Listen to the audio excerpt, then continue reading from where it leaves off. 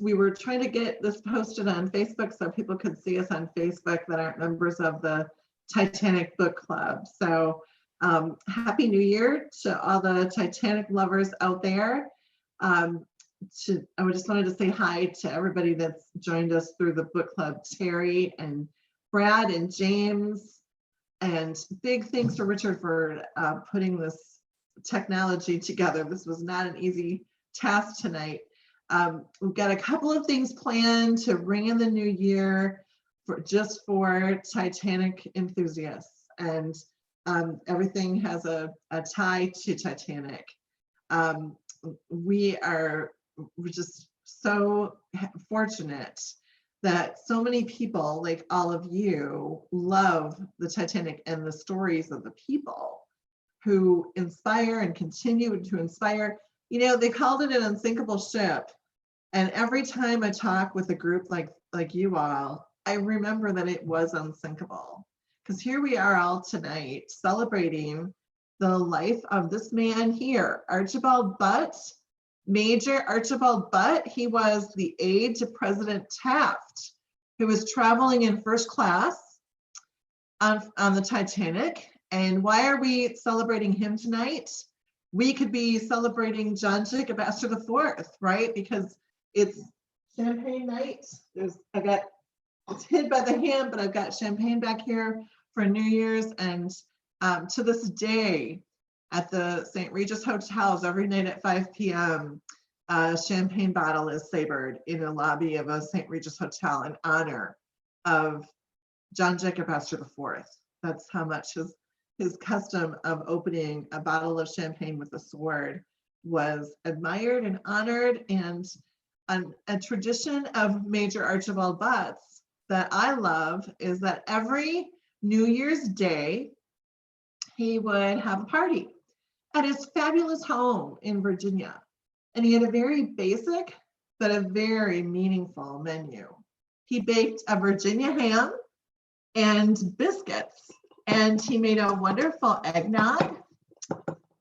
It's a really simple recipe. Can you see the eggnog in there? Who can tell me if they see it?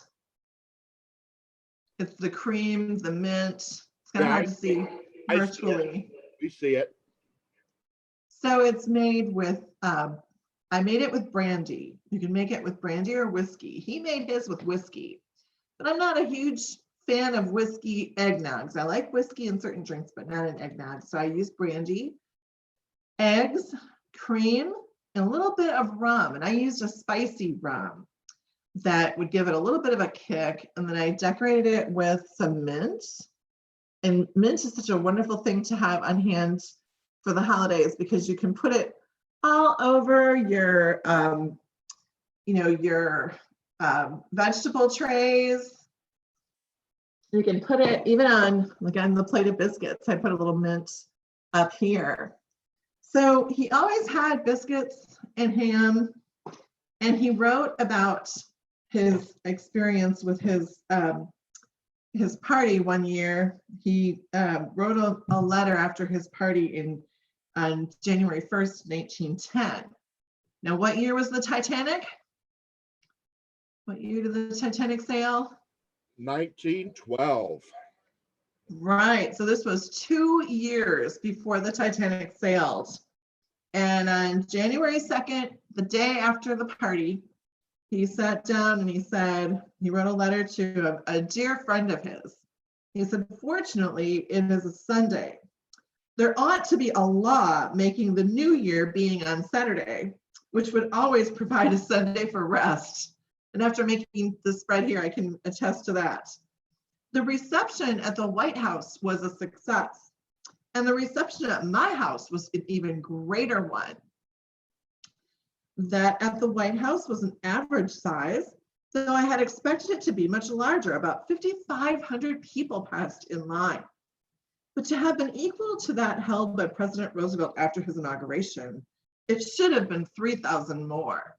So you can tell he was a very perfectionist man. Mrs. Taft received with the presidents for 3/4 of an hour, then retired. I know you are more interested in my afternoon than in the White House reception. Well, everybody who was invited came, and more also. Upwards of 300 people came all together. So that was a lot of ham that he had to make. And I was really flattered because I know how people, especially the crowd I run with, hate cheese or anything given in the afternoon. So that's where I found out that he did this in the afternoon on New Year's Day. The scene was quite brilliant, he wrote. Mrs. John Hayes Hammond served the eggnog, and the cafe parfait was served from the buffet. Cheatham came in to help me with the eggnog, and the people went wild about it when they ate it. It's interesting you said ate and not drank, like we would have said today. It was too thick to be drunk, and it is thick. What I try to do is I don't whip the cream as heavy as Major Butt suggested. I add a lot of liquid cream to it to keep it so it's something you can drink. The people went wild about it. It was too thick to be drunk. Here is what was in it. So there was 10 quarts of double cream whipped very stiff. So that's like this cream, the whipped cream here. 12 dozen eggs, but he really means 12 eggs. 6 quarts of bourbon whiskey, a pint of rum, and he says I rested a huge punch bowl and kept the rest in tubs in the pantry. That at the bottom was as thick as that at the top. That's awfully thick punch. It made my mother's old recipe, and for fear you don't know it, I will send it to you, for I have never tasted any eggnog to equal it. For 1 dozen eggs, use 1 quart double thick cream, nearly 1 quart of whiskey, and 2 tablespoons of Jamaican rum. Beat the eggs to a cream, add a dessert spoon of sugar to each egg. That's basically the regular size of a teaspoon. And whip again. Then add whiskey and rum slowly. The cream should be whipped very stiff, and so should the whites of the eggs.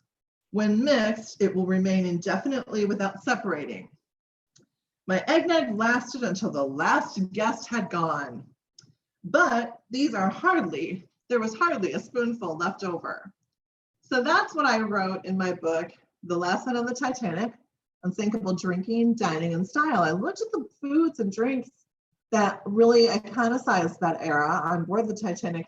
And I also looked at some of the people who are aboard the Titanic, like Major Butt, and the customs that they carried out throughout the year when they weren't aboard the Titanic. I thought it would be an interesting way to look at who were the people who were aboard the Titanic. Who was Major Butt? People described him as a hero to the very end. Major Butt was known to have tucked at least one woman into a lifeboat. In tucking her into a blanket, she said, almost as if he was tucking her in for a motor car ride on a Sunday afternoon. He did this time and time again, knowing that his fate was not going to be good. He was going to perish. His body, if it ever surfaced, it was not recovered, or if it was recovered, it was not identified. And we don't know what happened to him after the last lifeboats went out. But we do know he was a hero to the end. This is what I think of as a perfect way to ring in a new year with a hero's meal, something that a hero, one of my personal favorite heroes, Major Archibald Butt, made for his family and friends every year. So I want to raise a glass with you. This is my favorite eggnog set that I reserved just for Major Butt's eggnog. I want to raise a glass of eggnog with you and wish you all a very happy new year. And I want to salute that wonderful man. Let me put some mint on here. Where did my mint go? Lots of it. I want to salute that wonderful man. This is to Archie Butt, and to a very happy and safe 2021. To Archie Butt and a safe 2021. Oh, that's delicious. So I wanted to sing a song that was written by a man who was from the same town as first violinist Charles Jock Hume, or John Jock Hume. Sorry, I said Charles. John was nicknamed Jock, and he grew up in Dumfries, Scotland. Who do we know who grew up in Dumfries, Scotland? He was not on the Titanic. Who can guess who was also from Dumfries, Scotland? I have no clue, although I do know that Jock Hume is a member of my Scottish clan because I'm a member of Clan Hume as well. Wow. So, yeah. That's and very cool. Britt Hume from Fox News or whatever, he's one of my clan brothers, and we've got a few of us going around. So, but yeah. Well, the person I'm thinking about has a drink named after him that's featured in my book. It's a drink that's very iconic of pre-Prohibition. It was very popular then, and then it was one of those cocktails that got lost in Prohibition. You're not talking about Rob Roy, are you? You're really close. Who can tell me which pre-Prohibition drink that was extremely popular aboard the Titanic was named after a man from Dumfries, Scotland? Oh, I wish Frank Caiafa was here today because he could tell us right away.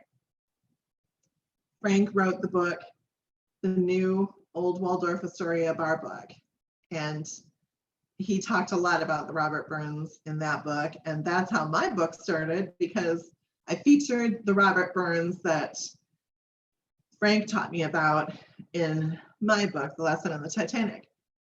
The Robert Burns, his name was Robert Burns, and he wrote the poem Auld Lang Syne. So I hope you all got your song sheets, because we're going to sing a round of Auld Lang Syne. I'll get us started with the kazoo. Everybody can unmute. Everybody ready? On the count of three. 1, 2, 3. Oh, should old acquaintance be forgot and never brought to mind? Should old acquaintance be forgot and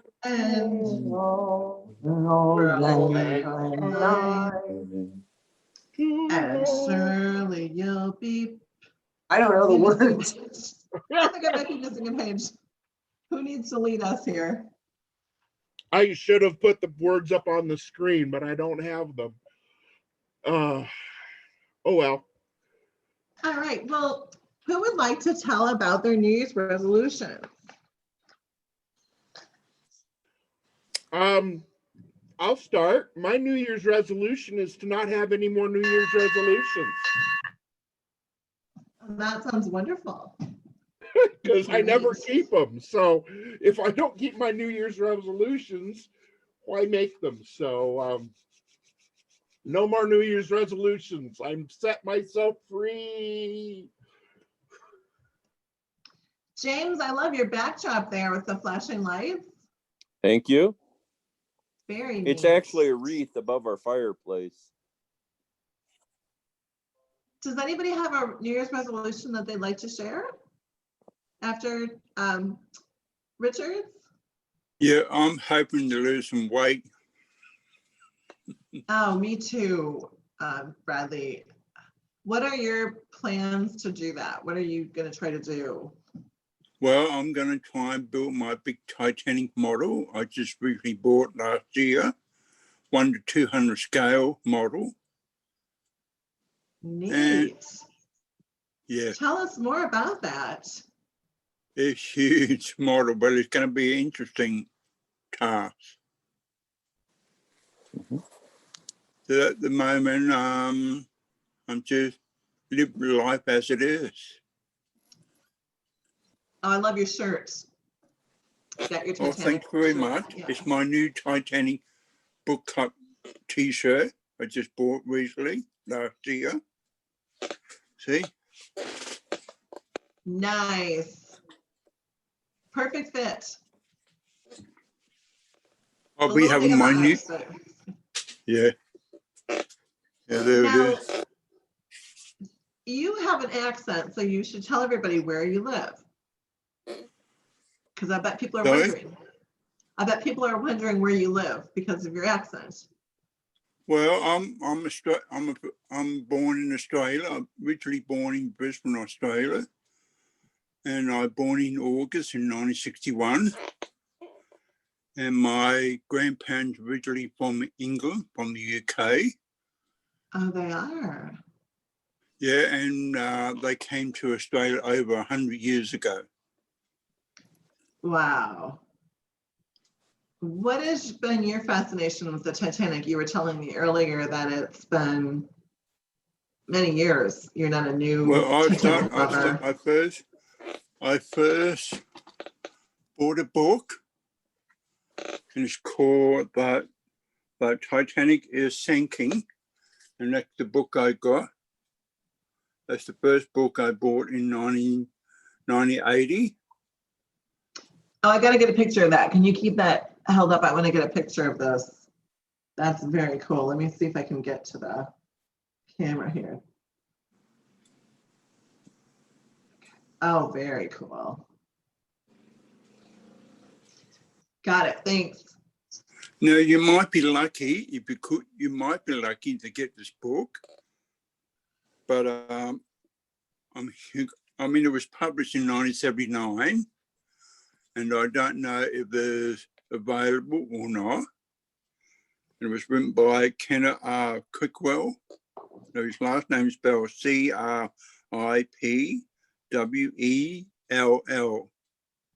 Quickwell. I've got to say that is one book I did not read.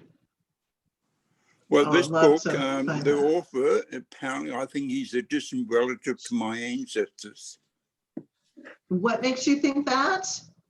because my family tree goes on the Quickwell side, goes back over 600 years in England. Wow, that's phenomenal. And my grandfather's ancestors, they are descended from the Vikings, so they've been in England almost 1,500 years. Wow. Have you So- been to England? Sorry? Have you been to England? Yeah, I went to England in 1996. I went to my grandmother's birthplace. That is a place Oh, called Firth in Yorkshire. And when I went to England in 1996, I went to a place called Colne, Lancashire, at the home of Wallace Henry Hartley birthplace. wonderful. That And must have been so neat. he was the bandmaster on the Titanic. Yes, Well, I met one of his living relatives in Australia. that's amazing. James, Yeah. are you there, James? Are you still there? I don't know if he's stepped away. He muted himself for a minute, so Okay, Bradley, what time is it there right now? I know you already told me, but tell everybody else. I'll give you sorry. what I time do- is today? It's now. It's about 11:35 a.m. Australian It's time. almost noon by you. So how Yeah. is 2021 going? Can you let us know what we should look for? Well, last night, 2021, the year went out. We had very short fireworks. It was only about 15 minutes, and that's it. And then it started to rain. Oh, shoot. James, I was looking for you. I wanted to talk to you a little bit and find out a little bit more about you. Where are you joining us from? Excuse me. Just south of Kalamazoo, Michigan. How did you become interested in the Titanic? I became friends with Jill, and she invited me to join the group. I've just started getting some books to read up and learn more. I think the only movie other than the love story one here that I saw was years ago on TV when I was living at home with my folks. So several years ago, a black and white version of A Night to Remember. That is in Interesting black and movie. white. Mm-hmm. James, what are your Interesting New Year's- movie. Isn't it a wonderful movie? What are your New Year's resolutions, if you have any you want to share? Maybe you like to keep them private. Nothing so dramatic, I don't think. Just trying to be patient, getting along as best I can with people, learning more about the Titanic.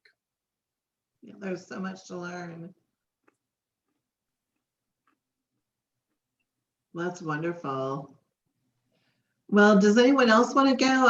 I'll go next unless someone else would like to go next.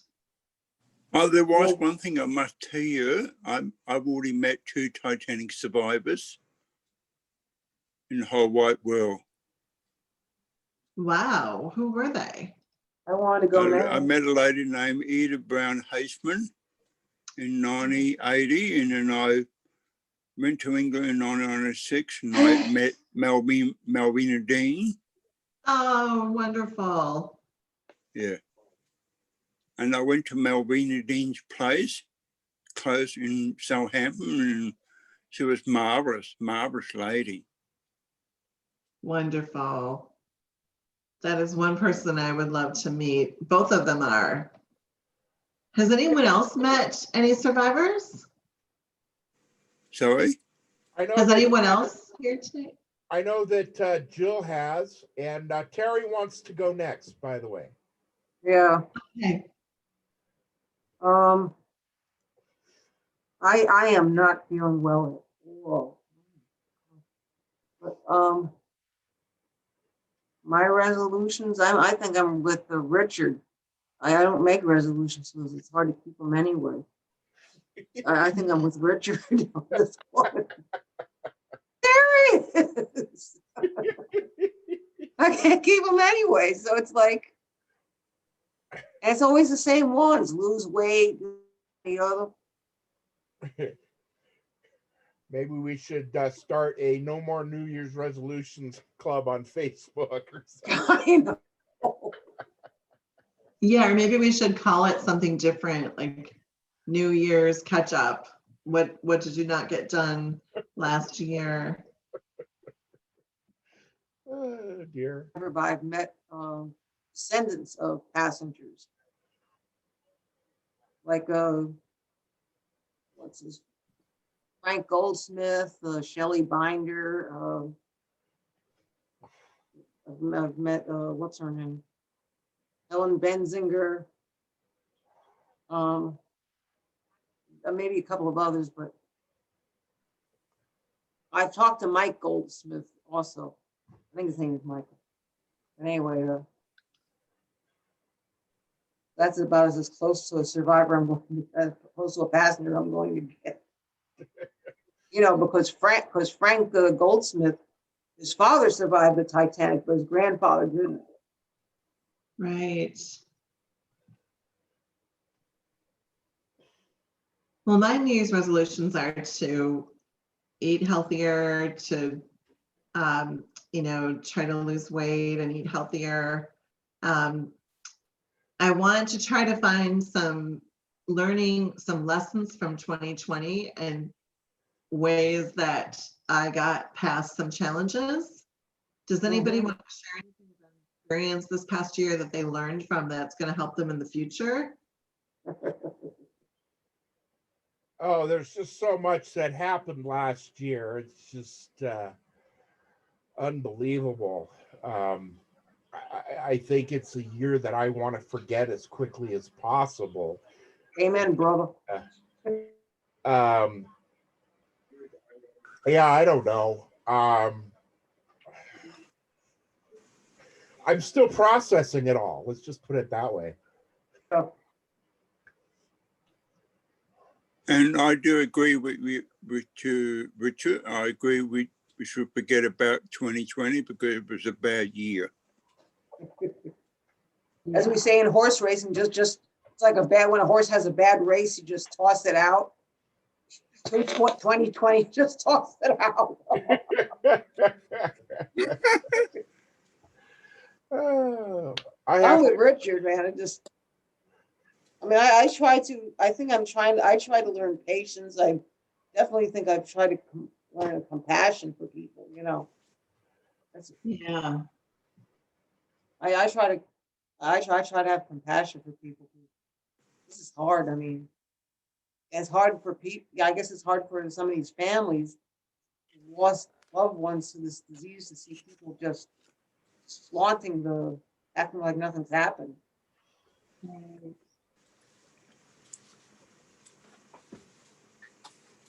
I do have one thing. I feel sorry for the people in the United States of America, and I know they're going through a rough time, Yeah. but keep your spirits up. We're Thank all you. thinking of you. Well, thank you, Brent Bradley. That's really It's a very nice kind of you. thought. Yeah, it's been a lot of strife and not a real happy year for many reasons, with so much, you know, so many different opinions and so much unhappiness. So thank Yeah, you. well, I think it's very sad what's happening in America. We hear it all on news all the time, and I think it's a bit depressing, but life goes on. I mean, we've got to keep moving, Right. and I think that's the way we should all live in this world.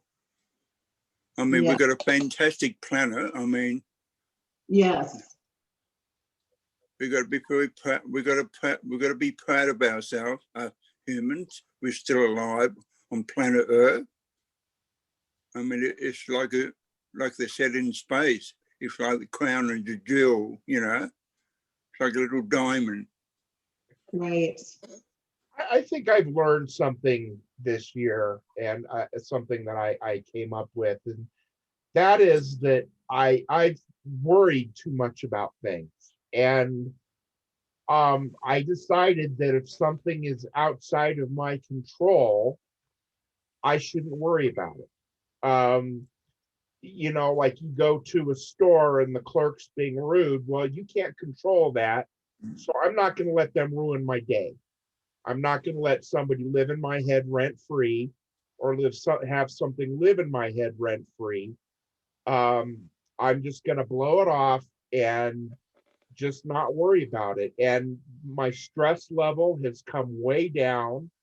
I'm a lot calmer. I'm a lot more, you know, things just don't, I'm just not letting things bother me anymore. Little things that used to just get me, just, you know how something gets stuck in your craw and you're just gnawing at it going, oh man, this, yeah, I mean, I'm not letting that happen anymore. So, you know, things are going to happen in this world. Things are going to happen in the country. I have absolutely no control over what's going on. So, you know, I'm just not going to worry about it unless, you know, something happens that I can do something about. So there you go. What's your secret? I suffer from so much anxiety that I worry about everything, something even so minor that. You know, I've just had to start training myself and praying and meditating and getting to the point where I've just got to let things go. I mean, I was a wreck the last couple years and stuff, and you know, worrying about, oh, is this going to happen right, and that, and then it just, you know, I just can't let it. It takes time. It takes a lot of mental conditioning to do, and I think part of it would be what the Buddhists would call enlightenment. Part of it, to get to the point where, you know, I don't want to be unhappy. I don't want to worry about things anymore. And it just takes time. It takes commitment, and you've just got to relax and just realize that things are going to happen the way they are, and you're not, if you don't have control over them, there's really no sense in worrying about it. I don't know if that helps, but it's something I've been working on all year, and it's hard to do, but well, here I am.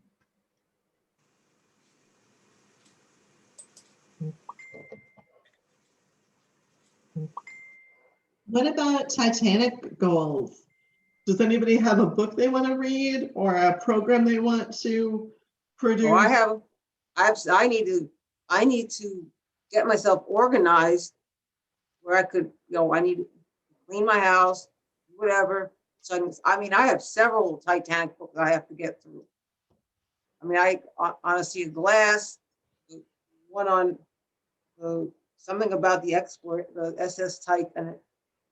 There was another Sam Halpern book I have to read, something about the examination of the SS Titanic or whatever it is. Oh, There's another one. The report of the loss of the Titanic, that one? Yeah, that one. Thank you. Yeah. One on, I swear, Richard, you're my guru on everything. The Mark Chirnside book about the Olympic. There's two books about. There's two Dr. Paul Lee books I have. One about the Lapland and is it called The Midnight Watch? It's about the Californian. I think he calls it The Midnight Watch. Yeah, I got to read all those. Then I have, oh God, you guys can just, the Titanic, the ship Magnificent. Huge set. Those things could be a weapon. Who needs a gun? A weapon. You get one of those. I'm serious. You don't need a gun. You just get one of those things. Bam.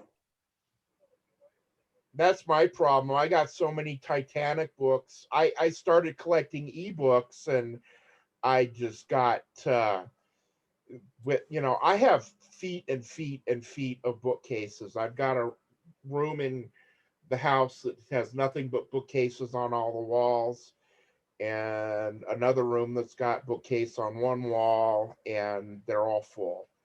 And I had to stop actually buying physical books because I don't have room for them all, and started buying ebooks. And now I pretty much decided that if I were to read every book cover to cover that I own, it would probably be at least 2 to 3 lifetimes worth of reading. So I just read where I can and when I can. So how many books you got on Titanic, Richard?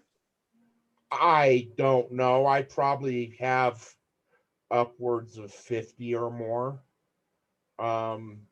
I've got a bunch of hardcover books, and then I know I've got tons of ebooks. So probably well over 100. Well, I've got about 100. So I didn't even realize they wrote that. There's so many of them. oh, But I had a lot of books long before that. I had nearly over 300. Yeah, there's tons and tons of Titanic books that are out. I guess no wonder they call it one of the greatest stories ever told. And one that's coming out. And then there's always new books coming out, like Veronica's book popped up for me this year, and that was wonderful to get a hold of. I'm a ship guy. I like the physical rivets and machinery and everything else, but I also like the decor and the design and all that. I'm not really a passenger person, but I love the culture. I really love studying the culture of the Edwardian era. How people behave, the different classes, and how they differentiated themselves. The dress and costume of the era. Of course, being from professional theater, I have an interest in costumes anyway. But right. I love the way people dress and the dresses and the jewelry and the physical things, not so much the people, but what they did, what they wore, that kind of stuff. So Veronica's book has really been fascinating as far as the food and drink culture and everything of the day. That's just been absolutely wonderful. But I've got some costume books and stuff in my library, stuff from costume in the Edwardian era and Victorian era, and then of course I like studying the artwork from the day, and that's kind of what I do with the artwork for the club. You know what I find interesting? Yeah, try and reproduce that ephemeral Yeah. type of art that was prevalent in the turn of the century. So You know what I find interesting? I'm getting kind of sort of interested in how I'm kind of becoming a shipwreck. Have you ever? I know it's not exactly accurate, but have you ever seen the Mutiny on the Bounty? Any of them? yes. Yes, I have. 1935 version. I noticed that the how they address each other, like they address, like he addressed Fletcher Christian as Mr. Christian, and then he'd be addressed as Captain Bligh. That I think the real event took place in what, remember, 1600s or 1700s or whatever. Well, if you fast forward to like 1912, I couldn't help notice that Captain Smith would address his officers as Mr. Lightoller or Mr. Moody or Mr. Murdoch, and then they address him as captain. I just found that very interesting. That they still do that. I mean, that's still something that's done today. There are a lot of nautical traditions that have been handed down through the ages that have not changed at all. I found that very interesting. Yeah, it's just the way they address each other, and the salute comes from those days too. If you've ever watched the a movie like Master and Commander, Far Side of the World, which is a wonderful movie, by the way, and how all the sailors, everybody tips their hat to the superior officers. Oh, okay. They tip their hat, they raise and grab the brim of their hat and tip their hat. And that's how we got the modern salute. Oh, okay. So instead of reaching up and pinching your fingers together like you're gonna tip your hat, even though you don't have one, it turned into the modern military salute that we use. So there's a lot of traditions and stuff that have evolved from the days of sail, and that's something I love. I've always been a maritime sailor guy and just soak that stuff up like a sponge. So much fun. We've got about 5 minutes left. Does anyone else want to share their Titanic goals for next year? Who haven't we heard from? I think we've heard from everyone. I was going to share that I want to go to Pigeon Forge. I've never been, and You got to go. yeah, that's my goal for this year. I haven't gone either, and I would like to. I think it'd be great if we could all organize a trip or a meeting or something sometime. A book club convention, I think would be fun. Let's do that, Richard. Oh, that would be great. That would be great. At the same time. Then we can finally meet in person. Yeah, it would be wonderful. Anybody else? How did you get into Titanic? I love Titanic because I grew up with it. There was a man in the town where I lived when I was very little, and he was the popcorn vendor in town, and he was in steerage aboard the Titanic, and he did not survive. And I grew up in a really small town in northern Wisconsin, so I was really impressed by him that he was able to travel abroad and on such an amazing ship. So I started studying the Titanic when I was about 11. I started studying really Wow. closely. And when we were approaching the 100th anniversary in 2012, I was really intent on coming up with a story that would celebrate the 100th. And I wanted to write about the foods and drinks that were on board. They had just discovered bottles of creme de menthe and champagne that were at the resting site. And so my little story of about 250 words in Wine Enthusiast ended up becoming this book. I stretched it out. I looked at the people and other foodies, other than just Popcorn Dan, but other people that were on board. The head baker, who has an amazing heroic story of how he survived just despite all odds. And then all these wonderful New Year's Eve stories like Archibald Butt. Well, before we go, I just want to raise one more glass to all of you. Thank you for making this group so special, and to one of my great Titanic heroes, Archibald Butt, and to everyone in this group. So cheers, have a safe and great Happy New Year. Same to you. Thank you, and And Happy New Year, everyone. Year. And everybody, we'll see you later, and have a great 2021. Yeah, Yeah, the same to you, and hope you all looked after yourself. The story of the Thank you baker's for- survival is great. Letting right. me join with you. Okay, good night, everyone. Good night. Bye.